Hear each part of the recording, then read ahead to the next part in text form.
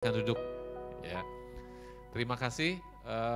Pagi ini kita akan belajar bagaimana membangun komunikasi dalam keluarga ya. Selamat datang dan juga liburan yang begitu panjang ya. Kita udah nggak ketemu, tetapi biarlah pada pagi hari ini kita banyak mendapatkan hal-hal baru ya. Oke. Ayo yang berikutnya. Nah, jadi ada dua hal yang kita bahas di sini ya. Yang pertama adalah namanya komunikasi, yang kedua adalah keluarga. Jadi konteks komunikasi yang akan kita bagikan adalah komunikasi dalam keluarga ya. Apa bedanya komunikasi dengan yang tidak di keluarga? Nanti kita akan lihat di sini, oke? Nah, komunikasi dalam keluarga kita perlu tahu sebetulnya balik kepada next slide ya, next slide. Nah, ini kita jangan lupa ya. Jadi apapun yang kita pelajari ya, selalu ini yang harus dicari ya. Pertama kita harus cari firmannya. Kalau di sini namanya so, mungkin ini kepotong ya. So masih ingat Gaby apa so? So, S-O-W, apa? So itu. Seed of words ya. Oke, kalau wow apa tuh? Wow. W-O-W, apa? Words of wisdom. Ya, dan yang terakhir how itu adalah bagaimana ya. Tiga aspek ini yang selalu harus kita ingatkan. Selamat juga kepada para pemirsa di internet ya, para Facebook ya, yang menyaksikan lewat Facebook Live. Ini kita akan senantiasa mengingatkan ini. Oke, kita akan mulai dari apa yang kita percaya ya. Apa yang kita percaya akan menentukan keputusan yang kita buat dan hasil yang akan kita dapatkan. Simpel ya gitu, tapi ada tiga aspek di situ. Nah, mari kita sekarang belajar apa yang kita percaya mengenai komunikasi dalam keluarga ya. Oke, di dalam slide berikutnya kita akan lihat bahwa komunikasi pada umumnya kita ada yang namanya one way ya, satu arah gitu. Tapi kemudian kita mau nggak bisa ya one way, kita harus berapa? Two way ya. Nah, tetapi di dalam keluarga sebetulnya ada three way communication. Nah, ini yang mungkin membedakan ya, membedakan. Coba kita lihat di dalam slide berikutnya. Jadi di situ ada itu kepotong ya, kepotong gambarnya. Jadi di situ ada tiga ya, ada tiga. Yang pertama adalah Tuhan, kemudian suami dan istri di situ, atau kalau yang belum menikah berarti calon pasangannya ya. Nah, jadi kalau Anda ingin membangun komunikasi dalam keluarga, sebetulnya dalam konteks keluarga Kristen kita perlu melibatkan Tuhan. Nah, itu bedanya ya. Jadi kalau Anda ingin lebih dekat dengan pasangan Anda atau suami dan istri, salah satu caranya adalah dia harus lebih dekat sama Tuhan. Jadi panahnya yang ke atas tuh. Ya, panahnya ke atas. Nah, makin ke atas, jarak antara husband and wife itu seperti apa kira-kira? Lihat tuh, kondisi yang atas sama kondisi yang bawah. Ya, makin ke atas jaraknya seperti apa? Makin mengecil, artinya makin dekat antara suami dan istri. Ya, jadi kalau di dalam konteks komunikasi dalam Christians, ya kan, selalu melibatkan Tuhan, karena Tuhan sendirilah yang akan mengubah hati kita dan pikiran kita. Kita nggak bisa mengubah pasangan kita loh, susah banget. Ya, karena dia udah dibesarkan sekian puluh tahun, kita mau punya kebiasaan yang berbeda, dia punya kebiasaan yang berbeda, pada waktu kita berkomunikasi nggak nyambung. Ya, itu yang sering terjadi, banyak konflik di sini. Oke, terima kasih ya untuk bagian multimedia untuk mengusahakan supaya ini bisa kelihatan nih ya. Nah, ini adalah basicnya, ini adalah apa yang kita percaya. Ya, ini yang akan membuat kita menjadi lebih baik dari hari ke hari. Ya, karena apa? Karena yang tadi saya bilang kita susah sekali untuk mengubah orang lain, tapi Tuhan yang sanggup mengubah hati kita. Oke, kita lihat slide berikutnya. Slide berikutnya. Nah, segitiga yang barusan saya gambarkan, ya, yang kuning itu antara God, itu yang warna merah sama ungu, itu segitiganya di situ. Ya, nah terus anak-anak ada di mana?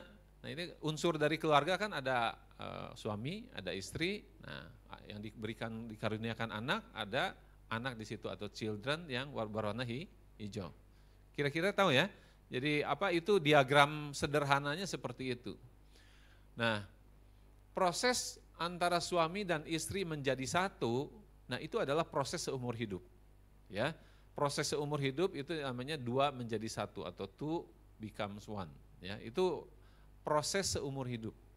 Nah, pada waktu kita berkomunikasi dengan anak-anak, itu ada anak panah yang berwarna biru tuh di situ. Ya. Jadi ada hal-hal yang langsung dari antara papahnya dengan anaknya. Itu langsung komunikasi. Ada juga yang ibunya komunikasi dengan anaknya. Tapi dari hal-hal yang sangat fundamental ya, mengenai prinsip hidup, mengenai value, mengenai hal-hal yang sangat penting mengenai Tuhan, kita harus menjadi satu di situ ya. Bahkan di dalam hal-hal praktis sehari pun nggak bisa anak ngadu sama papahnya, nggak dikasih baru ngadu sama mamanya gitu ya. Nah ini yang membuat kacau keluarganya. Nah ini perlu kita pelajari betul antara yang merah, yang ungu sama yang hijau ya. Yang tadi yang bagian pertama udah saya jelaskan ya, itu jadi kita mendapat pencerahannya dari Tuhan ya, mendapat pencerahan dari Tuhan. Nah, pada waktu kita mengkomunikasikan itu pun kita harus jadi satu. Nggak bisa nggak bisa masing-masing gitu. Oke. Nah, ini komunikasi dalam keluarga, oke. Nah, berikutnya. Nah, untuk mengkomunikasikan bukan hanya kita berusaha untuk menghindari konflik ya. Jadi komunikasi yang baik itu supaya apa? Supaya tidak ada konflik. Itu hanya praktisnya sebetulnya. Tetapi yang lebih besarnya apa? Apa tujuan hidup kita? Nah ini saya udah taruh ini di Instagram mungkin seminggu yang lalu lah, mungkin lebih ya. Nah jadi para pemirsa di Facebook bisa lihat Instagram ya di F1 Revival nomor 342 ya. Nah di situ ada 5 step ya. Orang dibesarkan di dalam sebuah keluarga ya. Setiap anak yang dibesarkan di sebuah keluarga, pertama kan harus dibangun tuh kayak pesawat space shuttle di situ ya. Membangun struktur, disekolahkan hampir 20 tahun, itu biayanya besar sekali ya. Kemudian dikasih pengarahan, dikasih apa. Nah pada waktu dia launchingnya apa? Mungkin pada saat wisuda kali ya. Nah, pada saat wisuda atau pada saat merit misalnya menikah di situ. Itu kayak begitu tuh, wah spektakuler gitu ya kan, pestanya spektakuler dan sebagainya di situ. Kemudian orang mulai menonton di situ, ya orang mulai menonton, banyak penonton tuh ya di situnya. Wah hebat ya, oh ini lulus wisuda gitu ya, oh ini baru menikah, semua melihat pestanya seperti apa, orang mulai memperhatikan kita gitu ya, memperhatikan kita. Kemudian apa? Jangan lupa bahwa satu hari sebetulnya pesawat ulang-alik yang ke space itu, dia sebetulnya tujuannya apa? Dia mau menaruh satelit salah satunya. Ya, nah itulah sebetulnya yang menjadi intisari dari kehidupan kita sebagai orang Kristen. Kita itu harus menjadi satelit. Satelitnya siapa? Satelitnya Tuhan. Jadi kita sebetulnya hanya media untuk menyalurkan pesan-pesan yang dari Tuhan gitu. Atau anak-anak kita juga melihat orang tua kita itu ada kasih Tuhan di dalam cara kita berkomunikasi atau cara kita bertindak. Jelas ya? Jadi bukan lagi saya gitu loh ya. Oh saya nggak mau begini, saya. Jadi yang dikomunikasikan adalah self atau diri sendiri. Yang dikomunikasikan bukan Tuhan maunya apa. Nah, nanti secara praktisnya seperti apa akan ada di slide-slide berikutnya.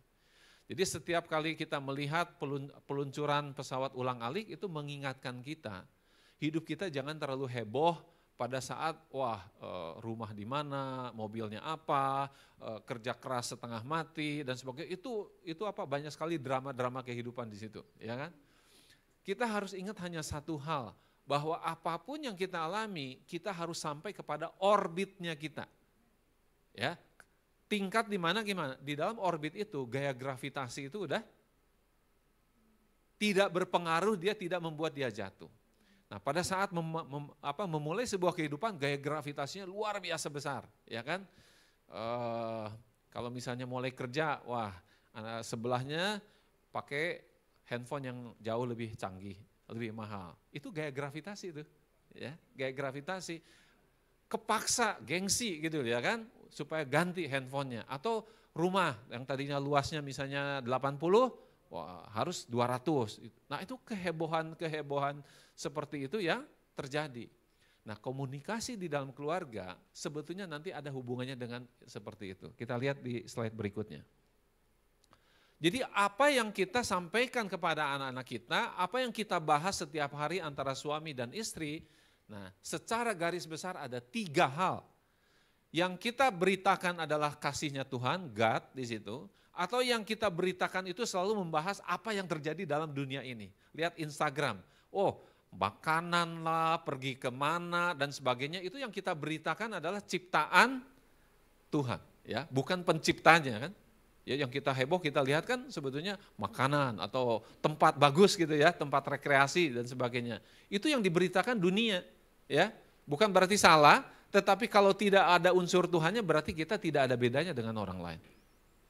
Jadi coba ya mulai hari ini kalau Anda memasukkan sesuatu Instagram ada message di situ. Ya, ada pesan yang bisa kita masukin, bisa lewat makanan bisa lewat tempat yang bagus bisa, tetapi ada masuk sedikit-sedikit di situ. Nah, ini yang bisa salah satu yang menjadi topik menarik komunikasi dalam keluarga. Oke, kamu hari ini kamu ketemu siapa, pengalaman kamu apa? Kira-kira apa ya pesan Tuhan atau message yang kita bisa bahas di dalam membahas pengalaman kita keseharian. Misalnya makanan gitu ya, kita makanan. Apa kira-kira firman Tuhannya? Kita hidup untuk makan atau makan untuk hidup? Yang mana? Hidup untuk makan atau makan untuk hidup? Ya, kita makan untuk hidup. Nah, mungkin message itu masukin aja, ini ada makanan enak, tapi saya ingat sih, ya kan sebetulnya hidup itu bukan hanya melulu makan, tetapi makan untuk hidup. Jadi kadang-kadang makanan enak, makanan enggak enak. Nah, makan misalnya di pasar ya, kita juga suka nih ada makanan enak, tapi kita jarang ya. Saya sendiri mungkin hampir tidak pernah memposting makanan enak gitu, makanan mahal dan segitu enggak pernah gitu ya. Nah, saya posting misalnya sesuatu yang biasa aja. Waktu 1 hari 2 tahun lalu pergi ke Solo, ya makanan tradisional kita masukin di situ dan sebagainya. Nah, itu salah satu balancing yang kita bisa lakukan. Jadi kalau kita mencari topik apa yang harus kita komunikasikan dalam keluarga, nah ini urutannya.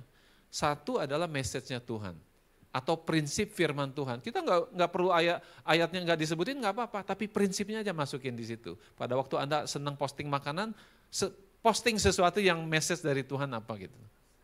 Ya, jadi jangan wah ini keren, ini cool. Jadi yang selalu diberitakan adalah hanya keindahan atau beautifulnya, bukan meaningfulnya. Artinya apa gitu?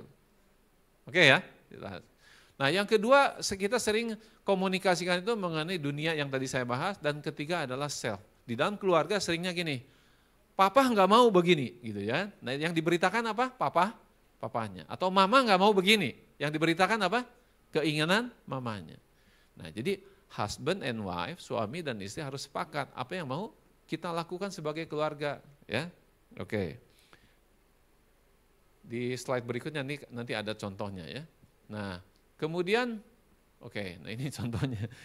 Mungkin balik sebentar, ada satu yang saya belum bahas di situ. Nah caranya waktu kita berkomunikasi selalu ada unsur love and discipline. Ya, di situ ya. Ada kasih dan ada disiplin di situ. Nah, biasanya kalau di rumah tangga kita masih anak-anak masih kecil, yang kita komunikasikan selalu boleh dan enggak boleh, boleh dan enggak boleh, betul enggak? Tapi anak-anak jarang merasakan kasihnya gitu loh. Nah, ini juga salah satu yang menjadi poin penting. Pada waktu kita berkomunikasi dasarnya memang kita mengasihi. Disiplin pun karena dasarnya mengasihi. Bukan disiplin karena apa? Karena saya enggak suka seperti itu. Ya. Oke, nah ini contohnya ya apa yang dilakukan di dalam keluarga kita ya. Jadi pertama kita harus membuat sendiri antara saya dengan istri saya, sepakat nih ini ke depan kita mau seperti apa, tujuan hidup kita apa gitu. Mungkin next slide bisa dibuka ya. Nah di situ ada tertulis di bagian bawah, mungkin nggak bisa kelihatan di situ ya. Apa di situ tuh? It is our greatest desire to please God as we serve the people. Jadi tujuannya kita sepakat bahwa hidup saya sama istri saya itu untuk menyenangkan Tuhan pada saat kita melayani manusia. Nah itu yang dikomunikasikan dari sejak awal. Kemudian Chrissy ya dan Grace membuat satu karya seni di situ. Kita lihat itu ada tulisan God's love is our center ya di situ ya. Nah itu adalah pada waktu umur berapa tahun ya Chrissy ya? Umur berapa? 2010 kayaknya waktu itu kalau nggak salah. Ya, ini kira-kira umur 13 tahun gitu. 13 tahun. Nah, kemudian saya membantu juga keluarga-keluarga lain akhirnya untuk menemukan family value-nya. Ya. Jadi value-value ini yang dikomunikasikan bukan papa nggak suka, mama nggak suka, tapi kita ngomongnya, oke, papa dan mama sudah sepakat bahwa nilai-nilai dalam keluarga kita adalah yang pertama G itu apa? Grateful. O-nya apa? Obedient. D-nya apa? Diligent. Ya. Grateful itu adalah ucapan selalu mengucap syukur gitu. Kemudian obedient itu ketaatan dan D diligent itu kerajinan. Itu aja 3 aja. Itu masih banyak yang lain tuh, tapi 3 aja udah cukup dulu. Jadi yang selalu dibahas nilai dalam keluarga kita adalah grateful, obedient sama diligent. Enggak ada urusan papa lagi, enggak ada urusan mama lagi. Itu adalah urusan papa dan mama sudah diskusi, sudah jadi satu. 2 sudah menjadi 1. Nah ini penting sekali. Kenapa? Karena jadi bukan pribadi yang kita beritakan, tetapi adalah value yang Tuhan berikan kepada masing-masing kehidupan kita. Sampai situ jelas? Oke ya. Nah jadi tujuan itu harus dibentuk dulu. Jadi membangun komunikasi bukan supaya enggak konflik gitu loh. Membangun komunikasi itu hanya sebagai alat untuk kita melaksanakan tujuan Tuhan. Tujuan Tuhan untuk hidup kita apa? Menjadi satelit. Menjadi satelit artinya apa? Menjadi saksi untuk orang lain. Jadi kalau orang lain enggak bisa lihat Tuhan, enggak bisa lihat kasih Tuhan, mungkin orang itu bisa melihat kasih Tuhan yang ada dalam diri kita atau di dalam keluarga kita. Itu maksudnya. Ya. Oke, jadi membangun komunikasi adalah hanya cara untuk menyampaikan tujuan Tuhan. Nah itu yang penting sekali. Kalau teknik bagaimana cara berkomunikasi yang baik, ya nanti kita akan berikan juga. Tapi jangan hanya fokus kepada tidak ada konflik, tidak ada masalah dalam keluarga, tidak nyambung itu yang diselesaikan. Itu diselesaikan kalau kita gagal mencapai orbit kita, mencapai posisi kita sebagai satelit, ya kita berarti sia-sia gitu. Ya, kita hanya ributnya itu yang tadi tuh, heboh banget gitu loh ya, antara urusan satu dan yang lain, tetapi gagal untuk menempatkan yang utama. Oke, berikutnya kita lihat. Nah, media komunikasi ini kita seperti kita tahu semua ya, ada kata-kata, ya. Nah kata-kata itu bisa lewat tulisan. Nah Alkitab adalah satu karya di mana apa? Ada satu inspirasi dari Roh Kudus, kemudian ditulis kira-kira ada 41 orang gitu ya, penulis di zaman yang berbeda-beda, tapi message-nya kok bisa sama gitu. Nah, itu yang kita baca Alkitab itu adalah kata-kata yang tertulis. Tetapi kata-kata tertulis ini sebetulnya dibilang apa? Kalau lautan menjadi tinta, pohon menjadi pena, dan angkasa ini menjadi kertas gitu, tidak akan cukup menuliskan kasih Tuhan di situ. Artinya apa? Terbatas. Ya, walaupun Alkitab begitu tebal, itu pun masih terbatas. Nah, artinya apa? Artinya kalaupun kita sesuatu yang terbatas, tapi kalau itu enggak ada gimana? Kita makin bingung, ya kan? Kita tidak bisa mengenal Tuhan dan enggak bisa karena Tuhan sendiri yang harus datang ke dalam dunia ini, memperkenalkan dalam Kristus Yesus, ya mati, sehingga orang tahu, oh ini namanya kasih Tuhan. Jadi kasih Tuhan itu pertama dinyatakan di dalam Alkitab itu, tetapi Tuhan sendiri yang datang sebetulnya. Yes, ya. Begitu lama sebetulnya proses kompilasi Alkitab ini, ya kan, sampai apa? Begitu lamanya itu dirindukan siapa penyelamat, the Savior itu siapa sebetulnya. Baru akhirnya kita tahu Tuhan Yesus yang datang. Ya. Jadi berharga sekali maksudnya gitu. Oke. Nah, selain yang tertulis ada yang lisan, media komunikasi itu. Nah, kemudian selain kata-kata ada gambar dan tindakan. Kalau tindakan mungkin pakai bahasa isyarat misalnya gitu ya. Kita bisa ngerti maksudnya. Jadi komunikasi itu hanya yang paling basic unsurnya hanya dua. Ya, di dalam komunikasi itu ada niat, ada ekspresi. Niat bahasa Inggrisnya disebut intention. Ekspresi bahasa Inggrisnya expression. Jadi kalau Anda miskomunikasi, entah niatnya tidak diketahui di dalam ekspresinya atau ekspresinya yang salah. Itu yang secara mudahnya seperti itu ya. Jadi saya tidak punya maksud begitu misalnya gitu. Sering kita dengar ya seperti itu. Artinya apa? Dia punya niat tapi kata-katanya tidak mencerminkan niatnya. Nah ini yang kita sebut dengan miskomunikasi. Oke. Nah yang paling banyak orang jatuh di mana nih kira-kira? Yang tertulis apa lisan? Itu dulu. Lisan. Kenapa lisan?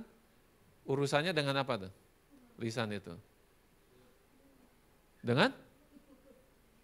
Dengan timing ya, dengan waktu ya. Kalau tertulis masih punya waktu untuk berpikir, kalau lisan begitu kita terprovokasi, kita langsung mau bereaksi, nah disitulah kita banyak terjadi kesalahan. Oke, kita bahas yang cukup banyak nih ya, ini itu dasarnya semua ya, dasarnya. Nah sekarang kita masuk ke firman Tuhan, nah ternyata firman Tuhan yang banyak yang di dalam komunikasi itu bukan hanya istilahnya yang sesuatu yang tidak jelas, tetapi sangat jelas. Ya, kita lihat dari yang pertama dulu, kita lihat. Ayo. Nah, firman Tuhan hari ini cukup banyak ya. Silakan next slide. Ya, bukan ini, bukan. Yang sebelumnya. Nah, ini ya. Jadi firman Tuhan hari ini bicara mengenai komunikasi, tetapi saya sudah membantu Anda ya kan untuk apa ayat ini hubungannya dengan yang mana gitu. Ya. Jadi kalau quantity itu jumlah. Jadi ada firman Tuhan itu mengatakan kita jangan banyak berbicara misalnya. Nah, itu kita bicara jumlah. Terus ada bicara mengenai apa ya? Janganlah perkataan kotor keluar dari mulut kita. Itu bicara mengenai kualitas dari isi atau quality di sini. Nah, quality ini juga ditentukan oleh dua hal, yaitu oleh volume ya, atau nada kita bicara dan completeness ya. Nanti kita lihat maksudnya apa. Kemudian ada speed ya, kemudian ada timing dan kita baru bahas nanti basic solutionnya seperti apa. Kira-kira gitu ya. Oke. Kita agak ngebut nih ya. Tapi waktu cukup banyak loh hari ini ya. Oke. Berikutnya Matius 12 ayat 37 mengatakan gini, karena menurut ucapanmu engkau akan dibenarkan dan menurut ucapanmu engkau akan dihukum. Nah, ini pentingnya sekali kata-kata gitu ya. Yohanes 1 ayat 1 mengatakan ini, pada mulanya adalah firman. Firman itu apa? Kata-kata yang diucapkan lisan, ya kan? Kemudian tertulis menjadi Alkitab. Pada mulanya adalah firman, firman itu bersama-sama dengan Allah, dan firman itu adalah Allah. Nah, jadi kata-kata itu sama dengan Tuhan itu sendiri, gitu. Nah, bagaimana tidak powerfulnya gitu ya. Nah, jadi kita lihat di sini, kita dibenarkan, ya, atau kita dihukum itu gara-gara kata-kata. Kita lihat ya, maksudnya banyak sekali kasus-kasus sekarang ujaran kebencian dan sebagainya, itu kata-kata semua urusannya. Ya, jadi komunikasi salah satu unsur pentingnya adalah kalau di dalam kata-kata kita harus bisa memilih hal yang baik. Berikutnya. Nah, berikutnya next. Di sini di Amsal 10 ayat 19 ya. Di dalam banyak bicara pasti ada pelanggaran, tetapi siapa yang menahan bibirnya berakal budi. Praktis nggak nih? Praktis ya, itu yang tadi saya bilang. Firman Tuhan pada waktu kita bicara komunikasi bukan sesuatu yang filosofis, tetapi yang sangat praktis sudah ada di situ. Jadi firmannya itu udah sampai masuk dari so, wow, how-nya itu ada di dalam satu ayat gitu. Kita tidak usah lagi menginterpretasikan terlalu banyak seperti itu. Beda dengan yang bahasan-bahasan sebelumnya ya, yang saya udah perlihatkan. Tetapi pada saat komunikasi begitu pentingnya, firman Tuhan sangat-sangat praktis dan kita nggak usah berdebat lagi. Jelas ya? Oke ya. Jadi kuncinya adalah jangan banyak ngomong, gitu intinya. Jangan banyak ngomong. Ya, kalau ngomong memang karena perlu, bukan karena pengen ngomong gitu loh. Ya, oke, itu yang pertama. Kita lihat di ayat berikutnya adalah Kolose 4 ayat 6. Hendaklah kata-katamu senantiasa penuh kasih, jangan hambar, sehingga kamu tahu bagaimana kamu harus memberi jawab kepada setiap orang. Apakah sering nggak dari kita gini, Pak, saya nggak bisa ngomong, saya nggak tahu saya harus ngomong apa. Ada yang pernah mengalami begitu? Ini jawabannya. Jawabannya apa? Hendaklah kata-katamu senantiasa penuh kasih. Ya, itu aja dulu. Jangan hambar. Artinya gini, kalau nggak perlu ngomong, jangan ngomong. Jadi kalau kita ngomong, karena ada sesuatu dari hati kita yang ingin sampaikan, pasti keluar kata-katanya. Ya, kalau kita ada hasrat yang besar, ada niat yang besar untuk mengasihi, membantu orang lain, mulut ini pasti akan dimampukan untuk bicara. Ya, itu janji firman Tuhan di sini. Jadi jangan pusing, saya nggak bisa ngomong. Tapi yang harus dicek adalah saya punya niat nggak untuk nolong. Saya punya satu hasrat yang mendalam nggak untuk benar-benar membantu orang lain. Itu aja Tuhan bilang. Jelas? Oke. Berikutnya kita lihat ya. Nah ini bicara mengenai kualitas. Kalau tadi kuantitas, jangan banyak bicara. Sekarang kualitas. Perkataan yang menyenangkan adalah seperti sarang madu, manis bagi hati dan obat bagi tulang. Dalam bahasa Inggrisnya disebut gracious words. Jadi pemilihan kata-katanya bukan, wah aku tadi omongin aja begini, biar dia tahu rasa gitu loh. Nah itu udah niatnya itu udah salah gitu loh. Ya, tetapi gracious words, artinya apa? Kata-katanya itu bukan ketus gitu ya. Nah, kita sering terjebak ketus apa? Karena saking jengkelnya supaya dia ngerasain gak enaknya gimana gitu. Ya, oke di sini. Ini bicara mengenai kualitas. Berikutnya ada kualitas yang lain. Ya, yang nomor 2, yaitu dari Efesus 5 ayat 4. Dibilang begini, demikian juga perkataan yang kotor, yang kosong dan yang sembrono, karena hal-hal ini tidak pantas tetapi sebaliknya ucapanlah syukur. Kita lihat bahasa Inggrisnya, ya. Kita lihat bahasa Inggrisnya. Let there be no filthiness nor foolish talk. Ya. Pembicaraan yang bodoh yang maksudnya yang enggak ada isinya gitu. Nah, tetapi dijelaskan ada satu lagi, nor crude joking. Nah, kita senang sekali joking, ya kan? Joking yang nyerempet-nyerempet ke hal-hal tertentu gitu ya kan? Atau joking untuk menimbulkan satu persepsi yang lucu gitu. Nah, itu juga hati-hati. Kenapa? Karena disitulah pintu hati kita terbuka gitu. Pada waktu itu pintu hati terbuka, itu hal-hal yang kelihatannya tidak berpengaruh untuk diri kita, tetapi sudah masuk di dalam hati kita. Mungkin kalau rumah itu sudah masuk di berandanya. Gitu.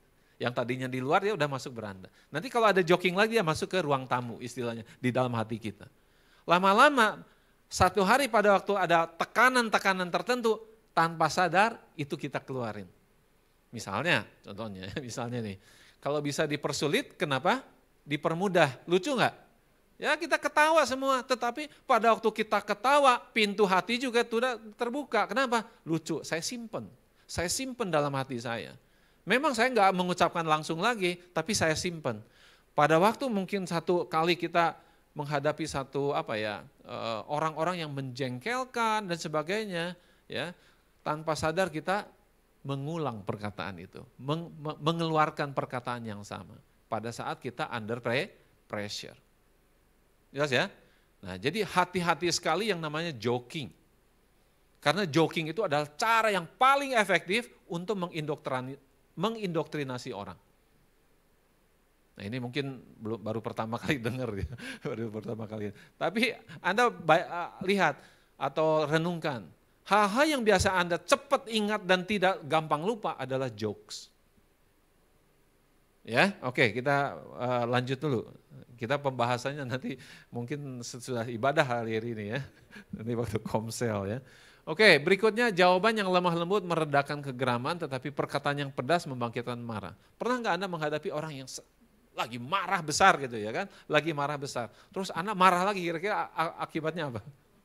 Udah fisik itu nanti larinya ke situ ya. Tetapi dikatakan ini a soft answer.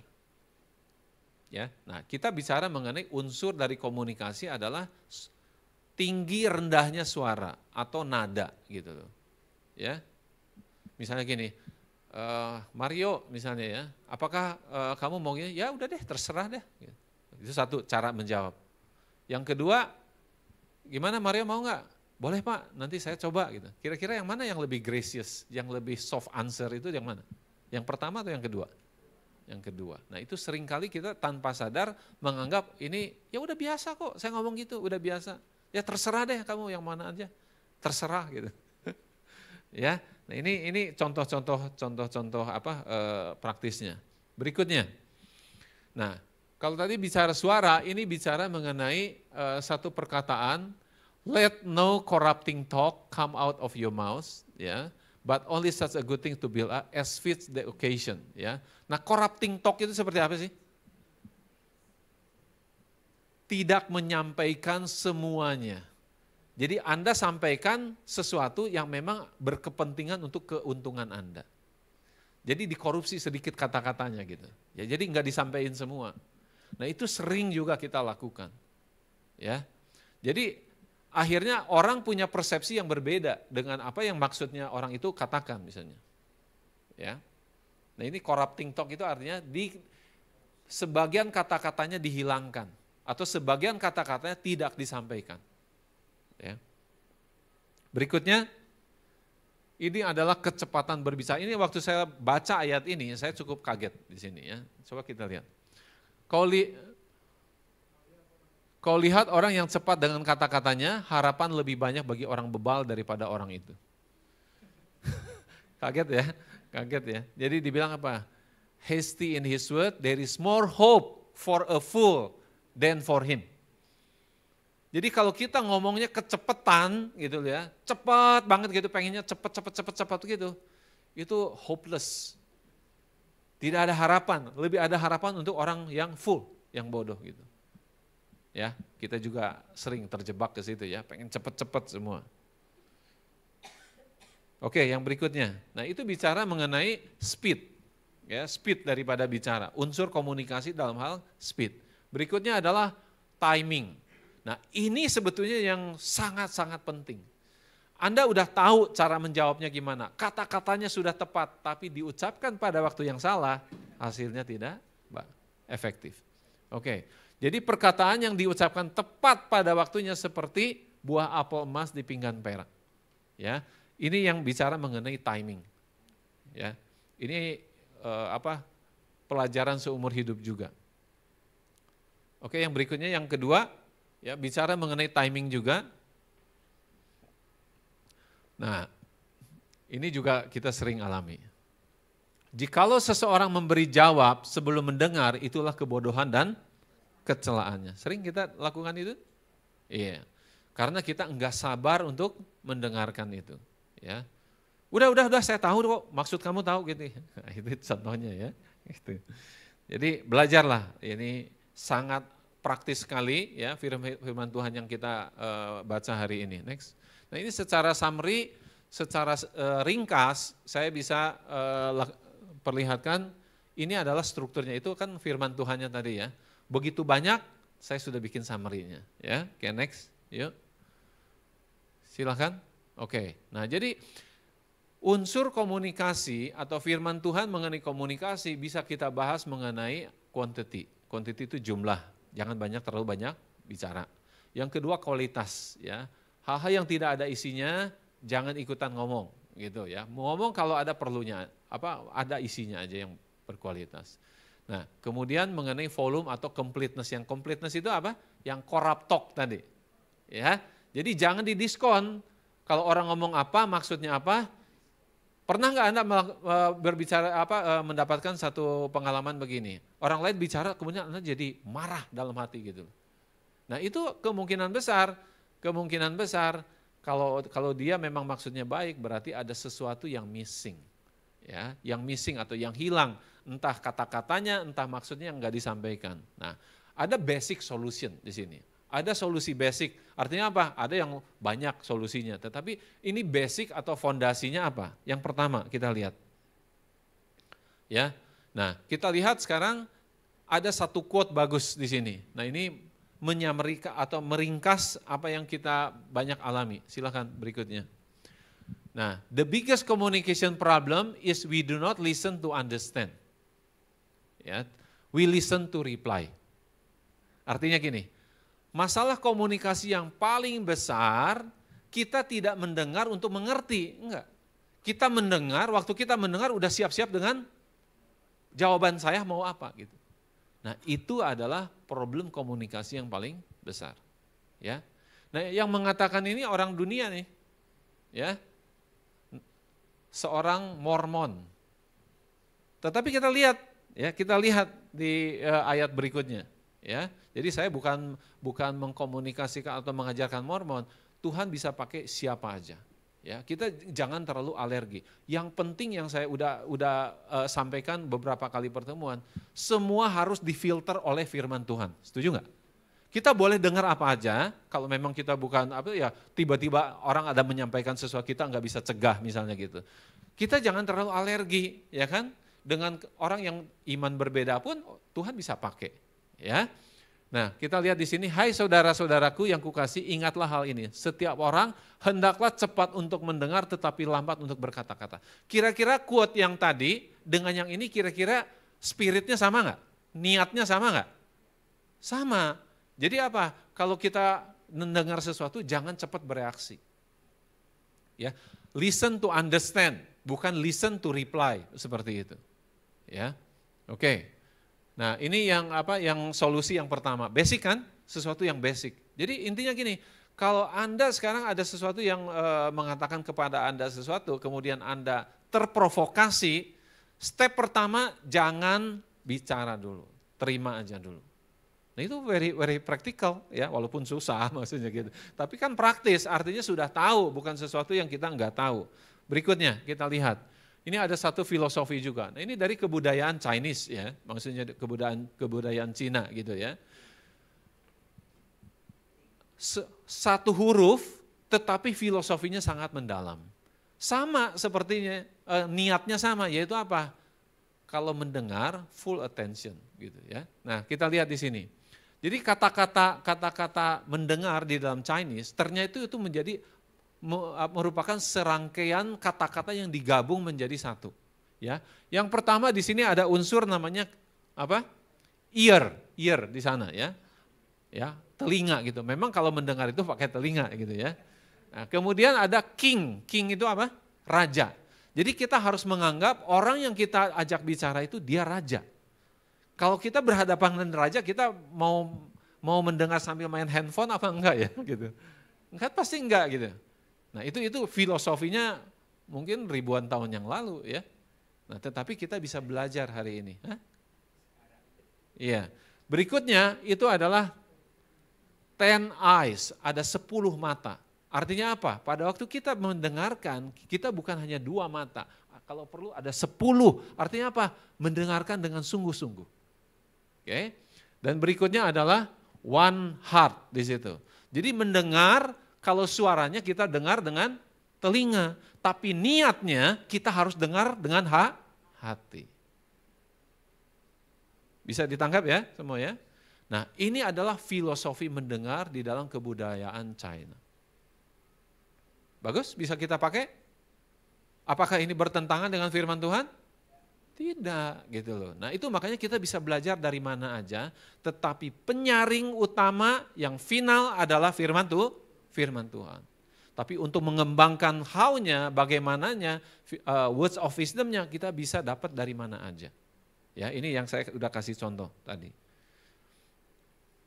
Oke, nah berikutnya, ini solusi basicnya. Hidup dan mati dikuasai lidah, siapa suka menggemakannya akan memakan buahnya. Jadi sebetulnya hal-hal praktis kalau Anda ingin berkembang di dalam berkomunikasi, bukan banyak bicara tetapi banyak menahan pembicaraan. Kita lihat ayat di berikutnya ya. Karena akibatnya adalah hidup dan mati. Kita lihat.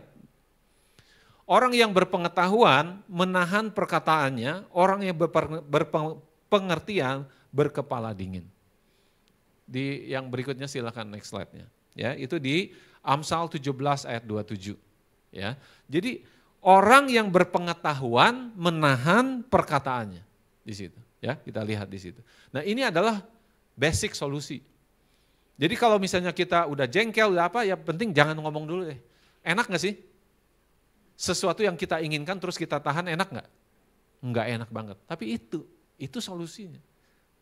Ya kayak obat, kalau misalnya kita sakit, kita makan obat pahit gitu. Suka nggak?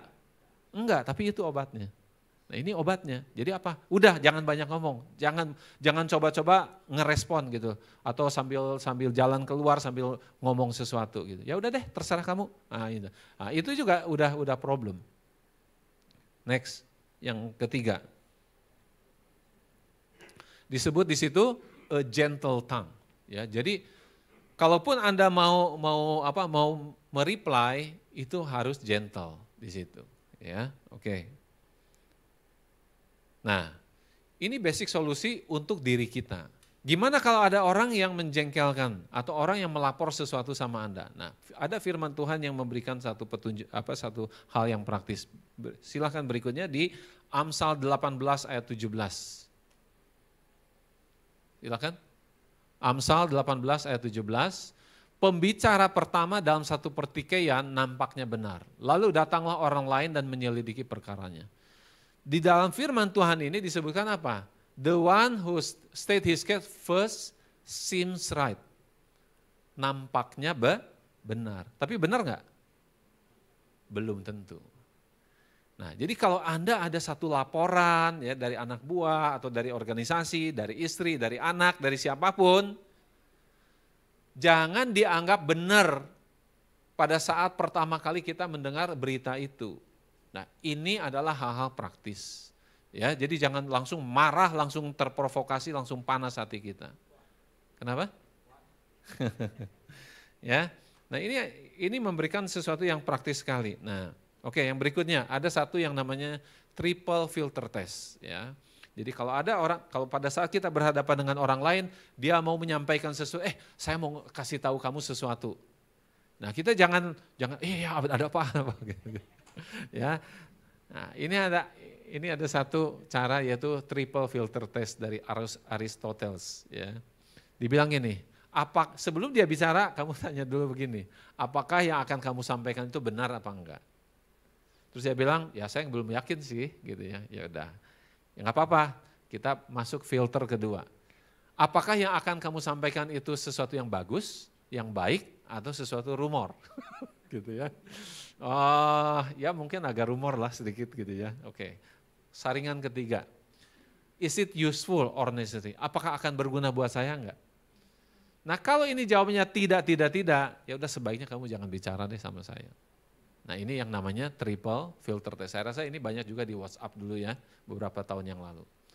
Nah jadi kita jangan seneng kalau kita istilahnya punya filter seperti ini. Orang seneng gak bicara sama kita? Enggak ya. Jadi dia nggak akan bicara yang enggak. Dia nggak akan bicara yang rumor, yang aneh-aneh. Udahlah jangan ngomong sama dia. Dia nggak susah dia bilang gitu ya kan. Terlalu serius orangnya gitu ya kan. Nggak bisa diajak joking gitu. Ya udah, tapi ini menyelamatkan kita ya. Hal-hal yang tidak ini. Nah, itu hal-hal praktis gitu ya. Nah, tapi kalau kita komunikasi dan sebagainya, ada satu hal yang saya mau Anda ingat selamanya, ya, selamanya. Jadi kita lihat di Roma 15 ayat 4. Yuk. Roma 15 ayat 4. Silakan. Ya. Saya dapat ayat ini kira-kira 6 bulan yang lalu.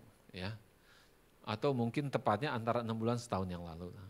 Pada saat saya itu ingin jadi banyak menuliskan gitu ya, pengalaman saya selama 15 tahun di corporate ini, saya pengen tulisin semua gitu. Tapi ya apa enggak. Sampai satu hari saya lihat ini. Karena waktu saya nulis, buat apa saya nulis ya? Kalau buku, udah banyak sekarang buku gitu. Dan anak-anak milenial juga sekarang nggak suka baca buku ya. Ya, sukanya baca handphone gitu, ya kan, baca handphone. Jadi saya pikir terus, saya harus nulis gitu. Sampai saya mendapatkan ayat ini, wah saya baru ngerti sekali gitu ya. Apa yang harus saya lakukan nextnya. Dibilang begini, sebab segala sesuatu yang ditulis dahulu, telah ditulis untuk menjadi pelajaran bagi menjadi kita. Supaya kita teguh berpegang pada pengharapan oleh ketekunan dan penghiburan. Di dalam bahasa Inggris itu sangat jelas, dibilang begini, For everything that was written in the past, yang ditulis yang lalu, was written to teach us, untuk mengajar kita, ya. So that through endurance taught in the scriptures and encouragement. Jadi ada dua unsur di situ, yaitu endurance dan encouragement. Jadi alasan kita menulis itu apa gitu loh. Alasan kita berkomunikasi itu apa dengan orang lain. Alasan kita berkomunikasi dengan pasangan kita, dengan anak-anak kita itu untuk apa? Apa? Untuk apa? Ternyata untuk satu hal aja. They provide, we might have hope. Nah, ini yang sering missing. Nah, jadi misalnya contohnya nih, kalau ada konflik dalam keluarga, langsung dibahas kan gitu kan, siapa yang benar, siapa yang salah dan sebagainya, ya kan gitu kan, yang kita bahas itu siapa yang salah dulu gitu. Kita lupa menutup dengan satu hal, yaitu apa? Memberikan harapan. Praktisnya gimana? Praktisnya, pada waktu kita udah konflik, udah bahas gini, ya kan, tapi kita bilang misalnya sama anak kita, tapi papa percaya nih ya, bahwa kamu masih bisa melakukan ini. Ya, atau misalnya kita mengampuni ya di dalam konflik-konflik seperti itu dan sebagainya, itu ujung-ujungnya itu yang kita lupa, closingnya, penutupannya itu harus memberikan harapan. Karena kalau kita hanya membahas siapa yang benar, siapa yang salah pada waktu kita di dalam komunikasi keluarga, keadaan terakhir itu gimana nih, papa mama udah bisa terima atau belum? Dia anak-anak kadang-kadang nggak ngerti. Tapi dengan satu statement memberikan harapan, oh berarti sudah selesai masalahnya. Oke, ya. Nah, untuk mengingat itu, nah saya berikan satu formula ya, satu formula. Next. Namanya chart. Ya, chart itu apa? Communication is an art. Komunikasi itu saking banyak faktor yang harus dilaksanakan dan banyak faktor yang mempengaruhi, itu tidak ubahnya sebagai sebuah seni berbicara. Ya. Nah, jadi C-nya adalah komunikasi. Artnya apa tadi? Sebuah seni, ya. Nah, jangan lupa menyisipkan hope di tengahnya. Di ujung daripada konflik, di ujung daripada message kita, bukan memberikan hanya satu fakta, tetapi memberikan sebuah harapan. Itu adalah esensi dari komunikasi. Jelas di situ ya? Oke, ini slide terakhir. Ini untuk nanti dibahas di Komsel ya. Berikut. Nah, art itu apa? Art itu ternyata sebuah akronim lagi. Attitude, R-nya respon, dan T-nya adalah timing. Ya, next. Kita lihat. Nah, kalau kita kombinasikan antara attitude itu gini, attitude kamu baik, artinya apa? Ada sikap untuk menerima atau menolak ya. Jadi reject atau accept di situ ya, di dalam itunya. Sedangkan respons itu adalah apa? Kita harus pilih, kita mau diem atau kita mau bicara. Nah, kombinasi daripada empat itu, dari attitude sama respon ini menghasilkan 4 kemungkinan. Anda menerima, kemudian Anda bicara, atau Anda menerima tetapi Anda simpan dalam hati, Anda tidak menerima dan ngomong, ya, atau Anda tidak menerima dan diam aja gitu. Di keluarga, di sekolah, di organisasi, keempat ini terjadi. Dan Anda harus memilih kapan timingnya untuk memilih yang 1, 2, 3, 4 itu. Nah, itu masuk nanti ke praktis ya sehari-hari. Jadi saya udah kasih teorinya, saya udah kasih contoh-contohnya. Nah, pakai semua ini untuk membangun kita semua ya. Oke, last slide. Last slide. Ya. Terima kasih. Have a great experience with the Lord today.